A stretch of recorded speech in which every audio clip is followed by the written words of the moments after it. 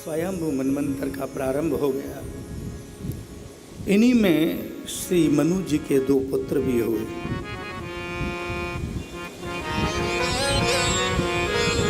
मनु जी के जो 2 पुत्र हुए ना देवी और सज्जनों, प्रियव्रतान पादौ शत्रुपापते सुतौ,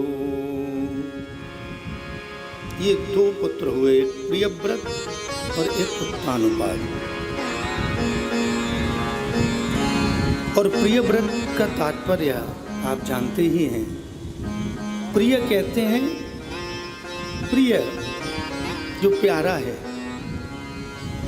जो शुभ है, और व्रत माने प्रतिज्ञा। तो जो शुभ प्रतिज्ञाएं लेते हैं वो प्रिय व्रत होते हैं। शुभ प्रतिज्ञा कौन कौन कैसी होती है महाराज?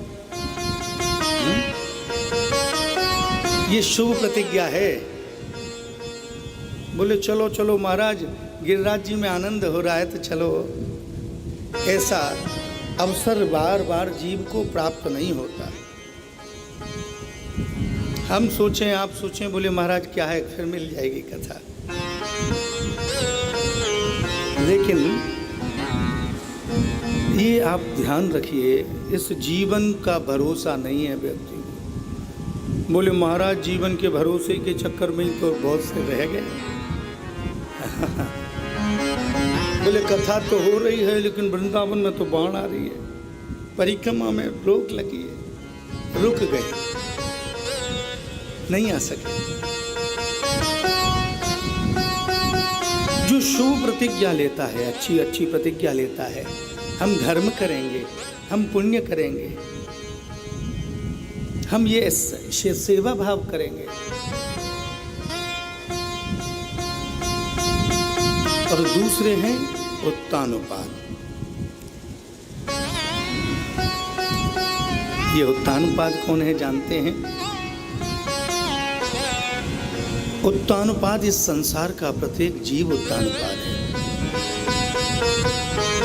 यहां बैठा प्रत्येक व्यक्ति उत्तानुपाद है।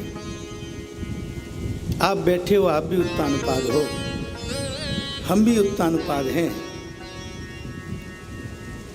क्योंकि उत्तानुपाद का अर्थ होता है उत्तानुपाद,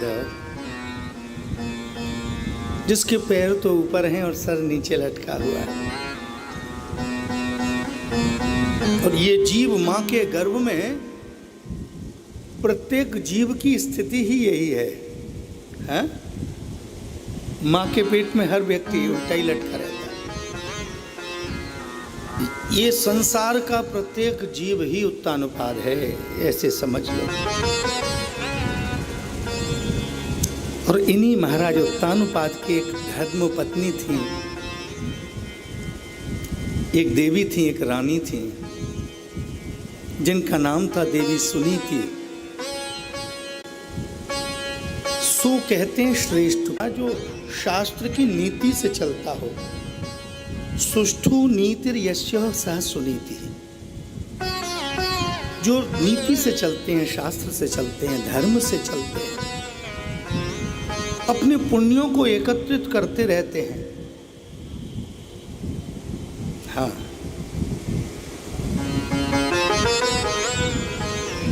ये राजा बड़े सुखी थे सुनीति जी के साथ, लेकिन महाराज फिर भी इनको कष्ट था एक। बोले महाराज यही तो चक्कर है, नीति से चलो, धर्म से चलो तो कष्ट तो आता है। हाँ,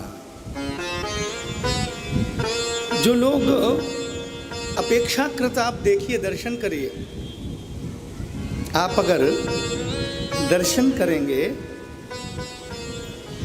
देखा भी होगा आपने, प्रश्न भी लोग करते हैं, बोले महाराज हम तो बस सुबह उठे हैं, ये इतना भजन करते हैं, इतना पूजन करते हैं, फिर भी ये कष्ट वो कष्ट, जाने क्या क्या कष्ट महाराज।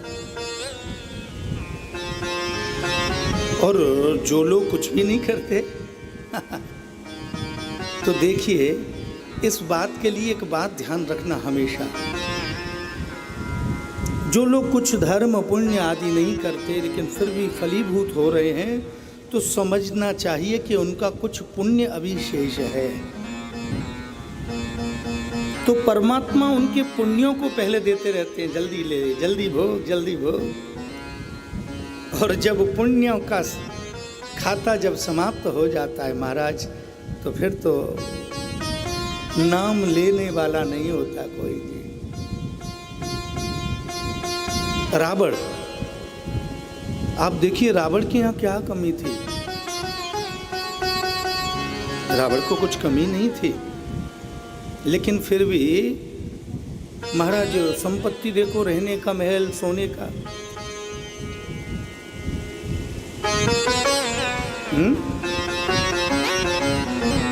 और आज इस मनुष्य का तो एक सर है, लेकिन उस सर में भी न जाने क्या क्या चलता है। उसके तो 10-10 सर थे महाराज, 10 दिमाग वाला था। नाती पंथियों की बात क्या, 1 लाख पूत और 1.25 लाख नाती। कोई देवी या देवता ऐसा छोड़ा नहीं महाराज रावण ने, लेकिन अनीति उठाई, अनीति करी, तो अंत तो गत्वा हुआ क्या, 1 लाख पूत 1.25 लाख नाथी, बाघर दिया न बाती। कोई प्रकाश करने वाला भी बस महाराज विभीषण जी जो प्रभु शरणागति हो गए तो बच गए। इसीलिए नीति से चलना चाहिए जी, कितना भी कष्ट आवे है जी। और हम आपको बताएं कि अगर कितना भी कष्ट अगर आपको आए तो भी नीति से चलो, शास्त्र से चलो।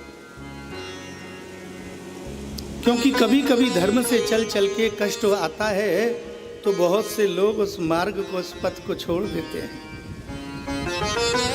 और जब उस पथ को छोड़ते हैं, मानो जब ही फल मिलने वाला हुआ तभी छोड़ दिया।